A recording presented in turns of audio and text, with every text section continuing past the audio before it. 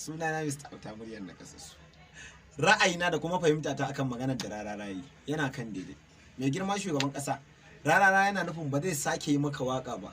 Har sai kowane talakan Najeriya ya samu wadatar da ya ji a jikinsa zai iya tura mai naira 1000. Tukunna zai sake yi maka waka. Mai girma shugaban kasa, wannan maganar da Rarara ya kamata a duba ta, izina ce a gare ka. Talakawan Najeriya abin da Rarara ke nufi kenan, ba ku dauki naira 1000 ku tura masa ba. A'a, a san da kuka ji kun samu wadatar da ya kamata ku tura mai naira 1000, to a lokacin ya san cewa mun fita daga cikin matsi, zai iya yi wa Buhari waka. Mutane da Allah su rika fahimtar da mutane yanda 'yan jarida an za su dauki headline su suna daukar abin da za su gayyaci mutane ne, ko kuma yanda za su dau hankalin mutane. Wasu suna rubutawa Rarara ya ce ya daina wa Buhari waka, ba haka bane. Wasu suna cewa Rarara ya ce ba zai yi waka ba sai talakawa sun bashi naira 1000. Abinda na faɗa cewa nayi waɗanda suke propaganda suna ƙaryar cewa yanzu talakawa ba sa tare da Buhari, suna ƙaryar cewa yanzu farin jinin Buhari ya dishi.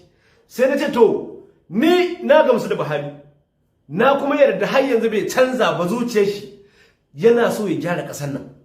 Na ce to ina da ayyukan Buhari kuma waɗanda ya yi, abubuwa waɗanda ya yi a jihohi daban-daban na ƙasar nan, waɗanda ya zo ya saita mana ƙasar nan, zan fito da su a cikin waƙan nan, zan mai da su waƙa. Na ce to wannan waƙar don in nuna mawancan ƙarya suke, talakawa ne za su biya kuɗin wannan waƙar, saboda daman su ake ma propaganda, ana ɓata musu rai, ana zo ana gaya musu ƙarya da gaskiya. Na ce to duk wanda ya gamsu ya yadda kamar ni, yadda ni na gamsu, na yadda Buhari ko da yau ya ce ko gobe gaban jibi tunanin shi gyara ƙasar nan, kuma 'yan Najeriya ne a ran shi. To saboda haka kuma na ɗauki gudunmawa ta har 5000 na sa a cikin wannan account ɗin. Sai na bada account number, na ce wannan account ɗin a nan za a sa kuɗin nan. Account ɗin nan Zenith Bank ne, Zenith Bank, Rarara Multimedia Company Nigeria Limited. Account ɗin nan shine 10-16 shine 42 sai 2-1 sai kuma 03. Zan maimaita 1016422103 shine account number da zaka sa wannan kudi.